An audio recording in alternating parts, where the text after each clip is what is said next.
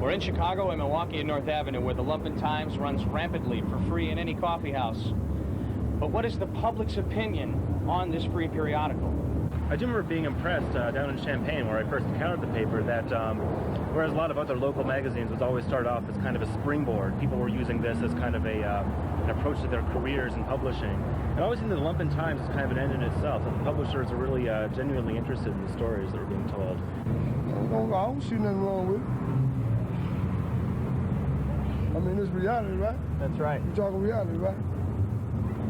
Some of it's good stuff, some of it's crap. You know, it's the same as any other, like, small press magazine. I don't have any real strong feelings about it. There's a lot of stuff in it that I like, you know. Do we have to pay for it? Not at all. It's free newspaper. There's an interview with Jello Biafra.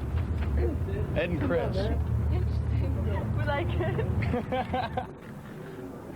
We're at Quimby's Queer Store, one of the foremost stores in carrying underground periodicals, newspapers, and comics in the Wicker Park, Bucktown area, and we're talking to Philip Cooper, one of the store's employees and managers. The only employee, pretty much. There's only 3 people that work here. What kind of view does the Lumen Times or a left-wing slanted newspaper give? I'd say it's the view from the bottom, looking up at this monolithic government. It's the opposing view.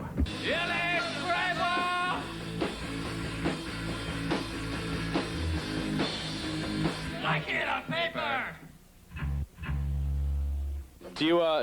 Have you read the newspaper, the Lumen Times? Yes, I have. Do you have any stories about them that you could tell us? It was raining out once, and I tripped over a stack of them and almost broke my nose. I never drum without a Lumen Times on my snare. Have you ever seen a band called Fondly? No. Should I have? Easy. Well, no, we saw them today. Oh. We saw. I just wondered if you had seen them because we saw them today. Well, I've written probably close to 500 to 1,000 reviews in my life, and I'm getting tired of coming up with Witty thing. witty sayings, witty ways to cutouts. describe alternative music. You know? Bitches!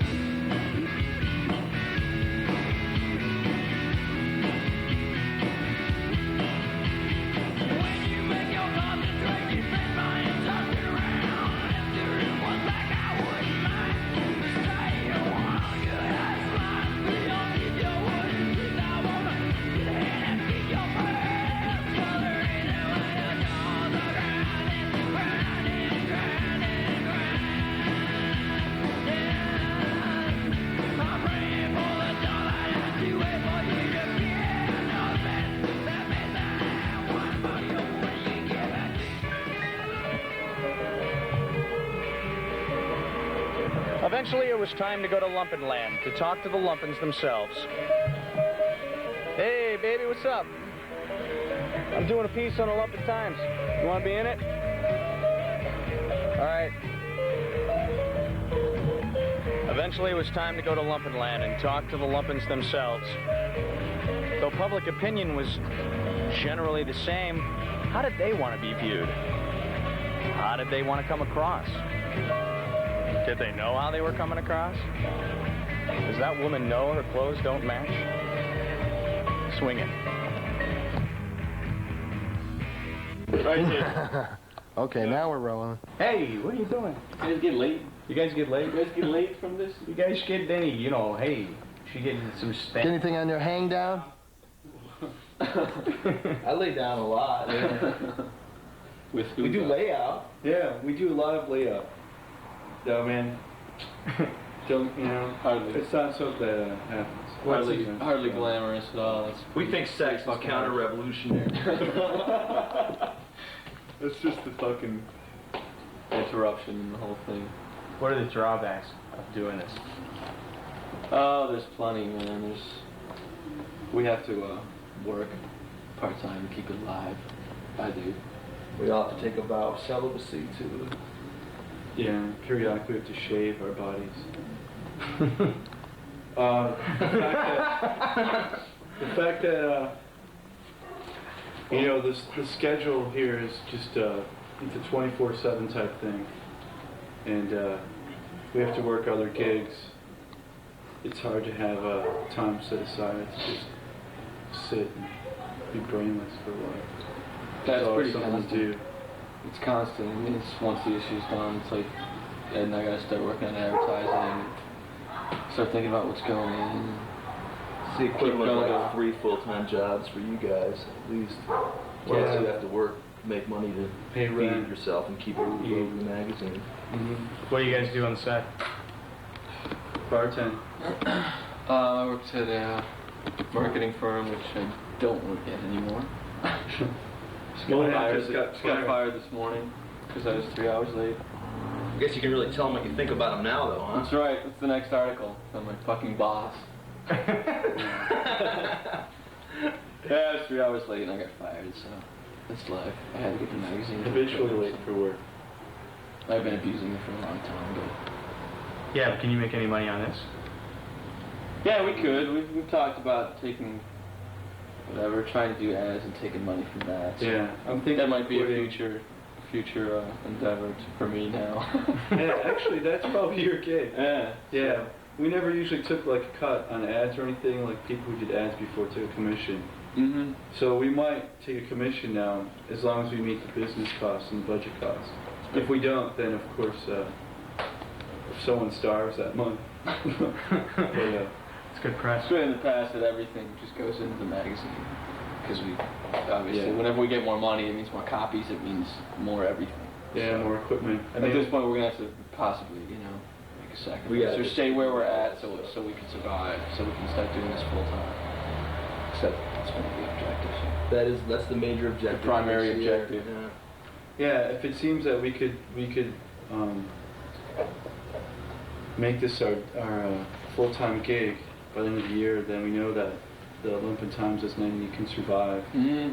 and we can improve it and do some really good investigative journalism and get on top of what's happening here in the city and pay John Corbett someday and other writers, all the writers in fact.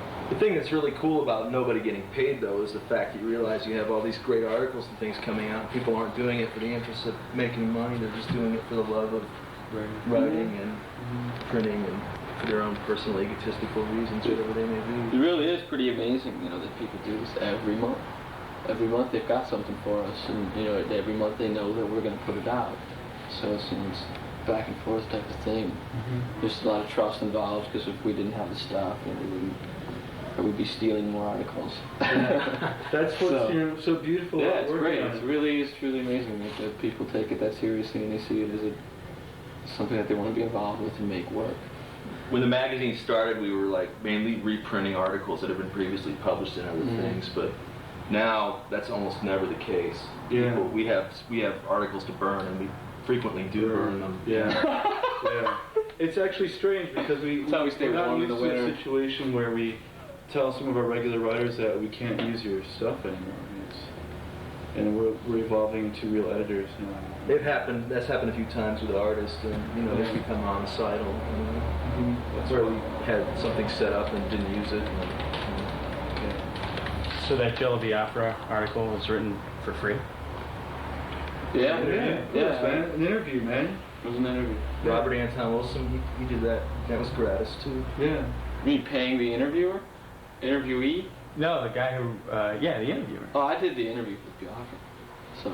And you didn't pay yourself? No. I got to meet him and hang out with him. He got which was free CDs. Which was a lot of payment, and I was on vacation. He loaned you a couple of bucks too. Yeah. Gave him some gas. Gave me a T-shirt and a record and said, "Slap me on the butt. You're a good kid." No, it was cool to meet him. I mean, I was there, and he has a lot of amazing things to say. And he's perfect. Yeah. For as far as advocating what we do, he's right up our alley. But no, I didn't get paid. Yeah, it's good. We're going to make it a point to have cats like Biafra and Wilson, and hopefully Chomsky in our paper. We have to make sure that these kind of dissidents can get a bigger audience, which they have in some circles, but we want to widen it. Since we are a free circulation paper, anyone can pick it up and see what's going on and those kind of rules. How many copies How many copies do you think get circulated throughout the city and elsewhere? How many are printed and how many do you think are read? Well, every month we print 20,000 of them, so. Well, not really.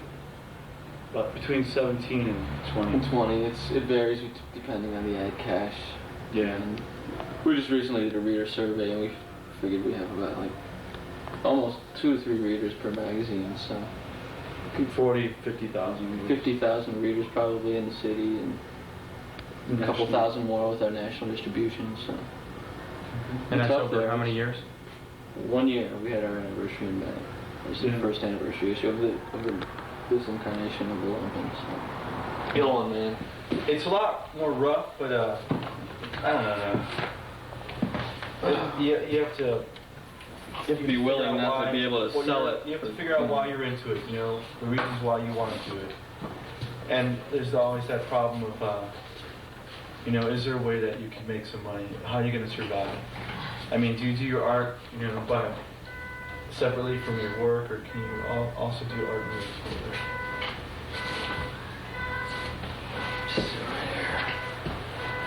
Sorry, Tim. Oh, Tim, I'm sorry too. You're wise and kind, my brooder. Let's be friends, you and I. Yes. But yeah, I mean, it was like they were, I mean, I don't know. I'm just speaking personally for myself, my kind of... Yeah, I hear you. You know, I graduated in '77 from high school, and, you know, I can only look... Most of the people that I went to school with are either in prison, okay, they're dead, or they're fucking like me, you know, kind of aimless, not knowing what the fuck to do. You know, and trying to create something or do something that's more than making a fucking buck, or, you know, I mean, making a buck is pretty easy, actually, if you want, you know. Well, a lot of people are just trying to find meaning, man, in their lives, man, and it's hard to do through work. Yeah, it's impossible to do, man. Yeah, I mean, fucking 9 to 5 gigs, man. This civilization is a joke. Yeah, it is, man, and that's not a joke. Right, they measure our worth on something that's totally worthless. Accomplishments and the whole kind of, I don't know.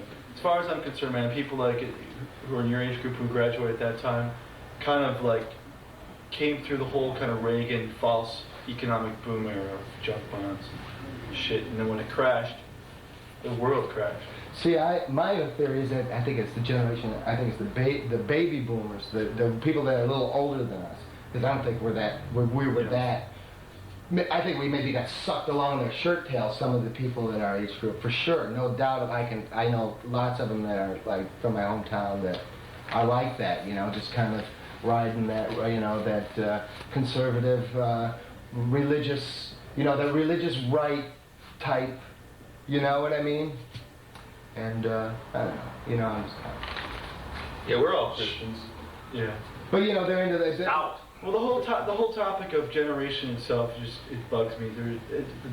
By labeling something a generation means you're trying to market it. And that's the only reason why people use those kind of terms, baby boomers, Generation X, 20-nothing, etc. It's all crap, man. We're all fucking people. Everyone experiences the same things at their own certain stages in their life, you know, and it just happens to be the economic and social conditions change around us. One of our writers summed up the whole idea of generational politics as being social astrology. There you go, man. Which is really what it is. I mean, it detracts from people's consciously thinking about their situation by, you know, it's absolutely insane to think that just because you're in a certain age group of people means you're polemically different from the people that came before you. I mean, there's people of all different experiences and all different ages, and to believe that everybody is basically the same because they were born in this certain period of time is the same thing as saying that all Aries are good lovers, you know. It's just a bunch of shit. Yeah, it's true. Right on, man.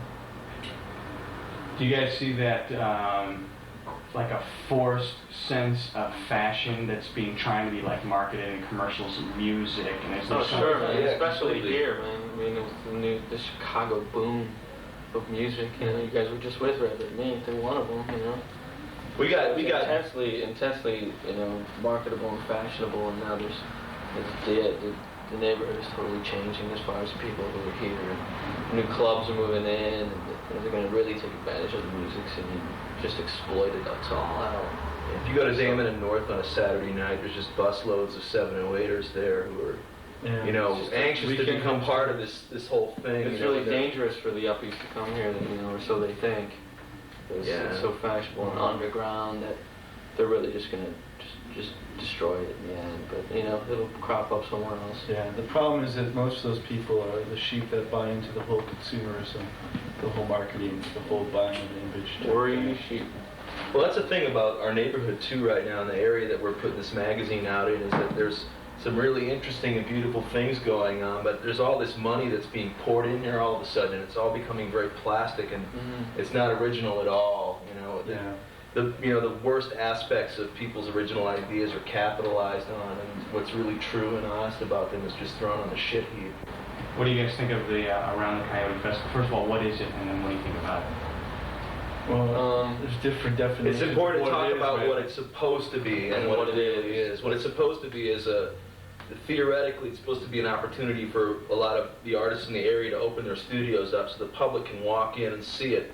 But there's a whole establishment that is capitalized off this. Really, it originally should have been that artists would just open their studios and people would know to come, but there's this organization that charges artists fees to show their work to people. For example, if you're a poet, you have to send $25 with your poems in order to have them published in all their publications. If you're an artist and you want to participate, you have to give $40 so you can have your studio on a map. Or now they have the interactive CD. If you pay them $200, you can have your artwork put on the interactive CD that will be shown all over the globe. Galleries everywhere. The businesses have to pay as well. You know, if there's like a venue, like a bar, they have to pay to have the people walk through there. Yeah, you can actually. So it becomes this huge, you know, influx of cash for this corporation, who is also, you know, interested in showing the real estate. It's all tied into the whole real estate. The art. This is now the Around the Coyote is used as one of the tools for real estate development in the neighborhood. And in fact, in one building called the Flatiron, the owners of the building told certain members or certain stores in the building that if they didn't pay the fee to enter Around the Coyote, they would shut them down during the weekend. I mean, there's extortion going on.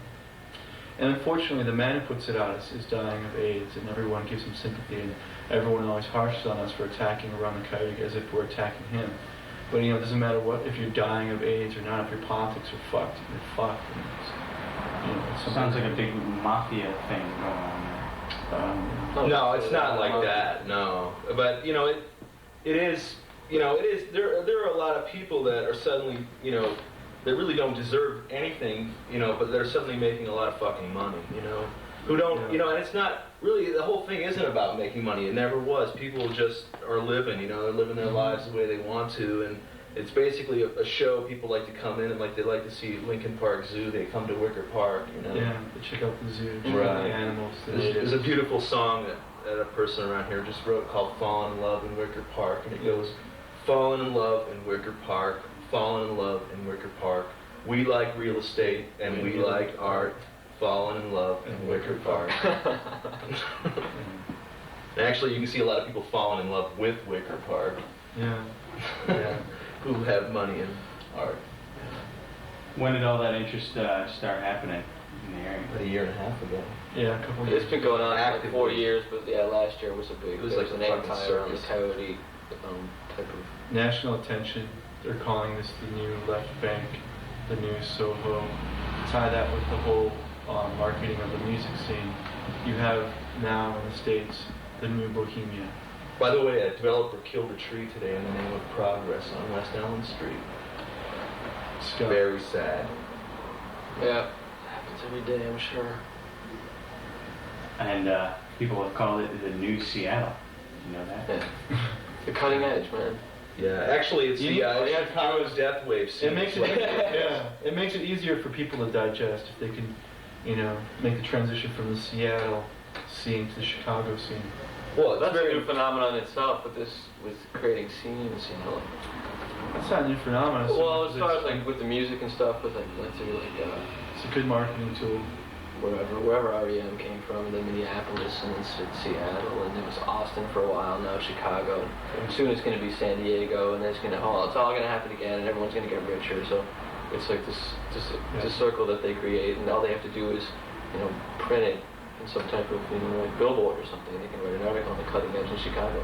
Just becomes that. People start taking on this persona, and it's really easy to market. It's all really empty though when you break that stuff down. When you look at these phenomenon bands, where none of it really means anything. There's nothing substantial to it. Like, it's just all image. There's a big billboard that I see on my way to work that says image of it is everything. And this whole business of generational politics and poser rock bands is really not about anything. It's just about... Yeah. And the worst thing is that more bands get overlooked, or artists, or performance, or whatever. I mean, if they're not part of this bandwagon, they're totally forgotten. It's like it doesn't exist. I don't know about that, man. As far as the big media goes, they get totally overlooked, man. These things exist everywhere. Wherever the hell we are in the United States, there's something going on that's great.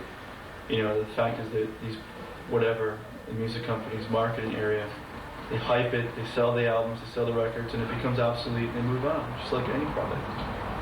And all that's left is sort of like this empty, vague remnant of what once was very hot and is actually now devastated, really unbeautiful, ugly, sad, trashed mass culture.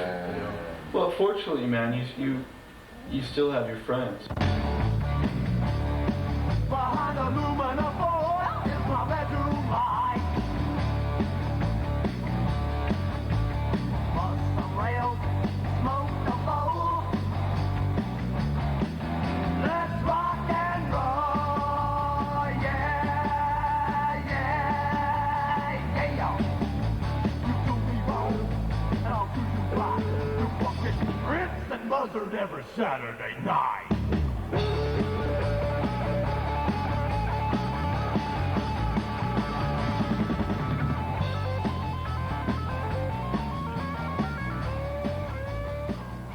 Yeah, it was somebody, I think it was Timothy Leary, who said that it made it to the bathroom, so it's a pretty good magazine.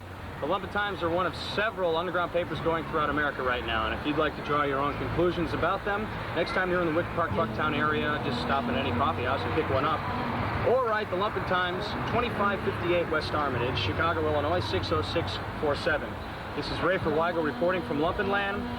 Keep on trucking, word up, peace out. Don't forget to get some stanky on your hang down. Ray for out.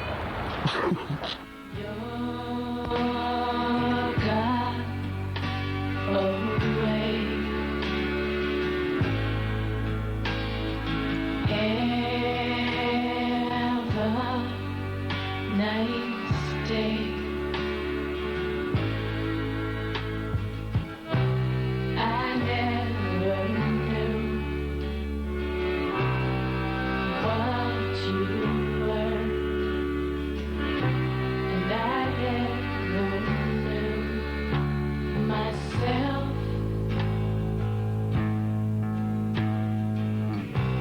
I think about